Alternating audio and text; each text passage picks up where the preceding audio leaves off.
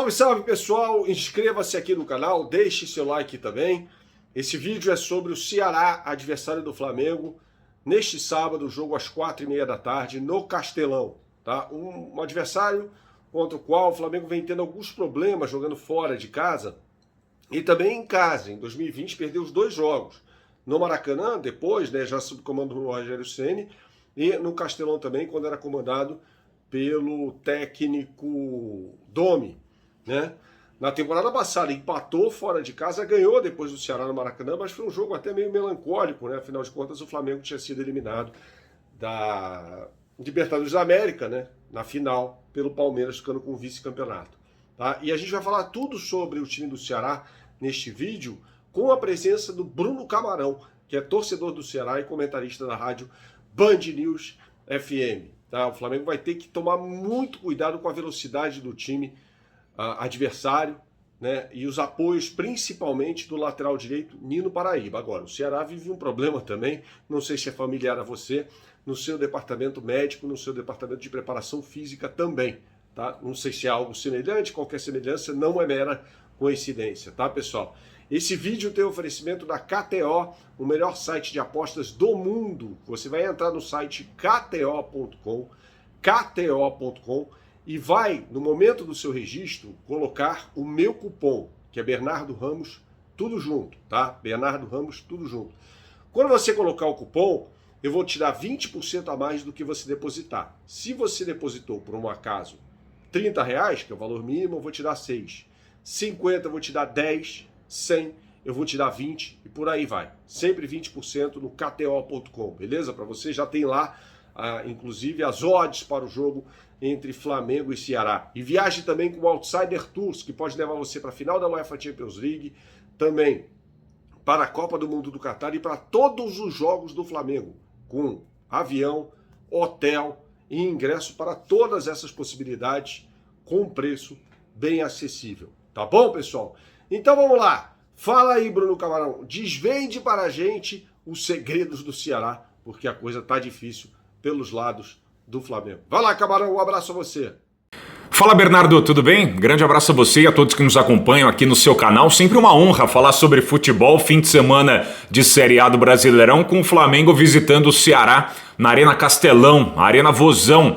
Palco de 2 derrotas importantes nesta edição do Campeonato Brasileiro, pela equipe comandada pelo Dorival Júnior, Botafogo e Bragantino. Tudo isso depois de uma grande vitória diante do Palmeiras jogando no Allianz Parque. Ceará começou com o pé direito a campanha, mas já voltou mais ou menos ao senso de realidade. A expectativa é de mais uma temporada em que, lamentavelmente, o time alencarino vai lutar apenas para permanecer na Série A do Campeonato Brasileiro. O clube, que é gerido pelo Robinson de Castro há algumas temporadas, falhou mais uma vez no planejamento, pensando em 2022, na transição do último ano para esse, manteve o Thiago Nunes, que foi o substituto do Guto Ferreira, que acabou talvez ficando até um tempo a mais do que se imaginava. O time já não andava na última edição da competição nacional. Thiago Nunes tentou fazer alguns ajustes, em algum momento conseguiu, depois disso, na transição do ano, falha na composição de elenco e também muito se fala de problemas na questão física, no planejamento estratégico da coesão deste elenco principal. O que o Flamengo vive com baixas importantes é vivenciado quase que na mesma medida pela equipe do Ceará. Para se ter uma noção, o time que é verdade líder do próprio grupo na Copa Sul-Americana, com 100% de aproveitamento, ainda não tem a classificação garantida, até porque só passa um e porque o Ceará vai ter um grande desafio diante do Independiente na próxima semana e a tarefa promete ser bastante complicada. O jogo, inclusive, é na outra semana. Então, assim, a vida não é fácil, até porque o Ceará enfrentou adversários frágeis e em muitas das situações não jogou tão bem assim. É um time que ainda oscila sob a ótica de um novo treinador que adota um esquema de jogo sobre o qual a gente vai falar já já. Sobre desfalques especificamente, a dupla de zaga titular, Messias e Luiz Otávio, que já não vinha bem e não vem bem há um tempo, na última temporada já gerou muitos calafrios ao torcedor do Vozão, eles passam por um processo de transição física. Então eles foram a campo nas atividades de ontem, mas não se sabe se exatamente eles vão estar com 100% da condição para enfrentarem o Flamengo. O Ceará, na partida do meio de semana, diante da Tombense, o Ceará também se classificou às oitavas de final da Copa do Brasil, mas também está longe de ter um desempenho brilhante e sabe-se, né, a dureza que é sonhar com um título nacional diante de adversários tão complicados que certamente o Ceará vai defrontar. O time contou com o Lucas Ribeiro e o Gabriel Lacerda, uma dupla de zaga jovem que invariavelmente vai ter oscilações pensando em Série A de Campeonato Brasileiro, com enfrentamentos duros, como, por exemplo, o Flamengo, a despeito de o time do Paulo Souza vivenciar também as suas dificuldades. Ceará também não tem o Richardson, volante, que é dúvida, João Vitor, um meio atacante, que também, né, foi alvo aí de bastante polêmica em relação à condição física na última coletiva do Dorival Júnior.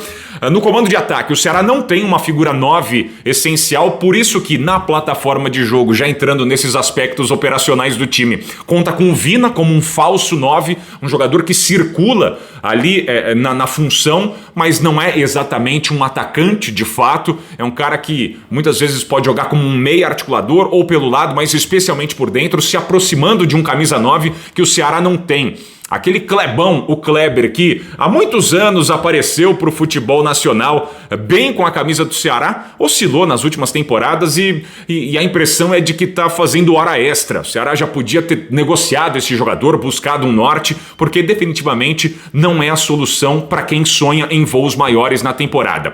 O Peixoto, que foi a contratação mais impactante, vai completar hoje 2 meses de inatividade. 2 meses de Ceará sem estar podendo competir dentro de campo. O jogador chegou lesionado, também teve um problema em um dos tornozelos com uma torção, passa por um ajuste clínico e enquanto não estiver bem, enfim, o Ceará não pode contar com este camisa 9. Jael é outro jogador que também teve uma lesão séria, mas mesmo assim entra em atrito constantemente com o torcedor do Ceará em redes sociais, então é muito difícil imaginar que esse jogador possa ser positivo e um grande auxílio para o futuro. Sobral, Léo Rafael, meio-campistas importantes também numa ideia de jogo do Ceará, especialmente Fernando Sobral pelos últimos anos e o que ele representa para esse time, também são ausências e o DM do Ceará, se está recheado, ele acaba não oferecendo possibilidades para o Dorival Júnior mexer no time, que tem uma última linha com 4 jogadores, invariavelmente, Nino Paraíba ou Michel Macedo pelo lado direito,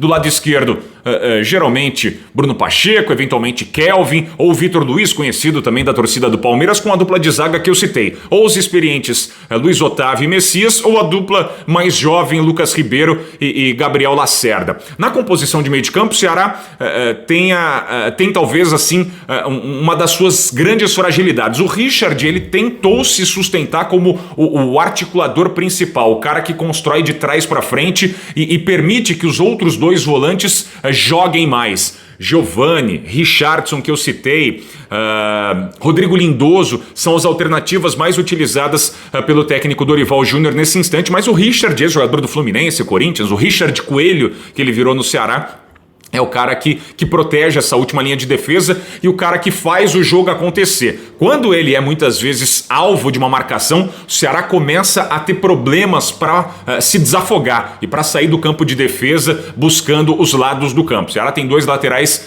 especialmente o Nino quando está em campo, muito ofensivos. O Nino foi decisivo no meio de semana diante da Tombense pela Copa do Brasil, mas é um time que ainda carece muito de uma ideia mais consolidada de saída de jogo, de construção ofensiva. É um time, digamos assim, com ideias ainda muito primitivas, iniciais, até porque o Dorival Júnior está apenas iniciando um trabalho. Ali do meio para frente tem o Steve Mendonça pelo lado esquerdo, que foi o grande jogador da primeira rodada diante do Palmeiras, mas é um cara conhecido mais pelo potencial físico, pela velocidade, do que propriamente pela qualidade técnica, apesar de estar fazendo uma temporada bastante razoável, mas enfim, Mendonça, ele não é aquela última bolacha do pacote. O Flamengo, evidentemente, pode ter algum tipo de problema na leitura da marcação desse jogador, mas é um cara que não foge muito também das possibilidades únicas dele. Mendonça é isso, velocidade, força, correria e muito pouco a oferecer além deste sentido. O Vina é o grande jogador do time, como eu disse, joga como falso 9,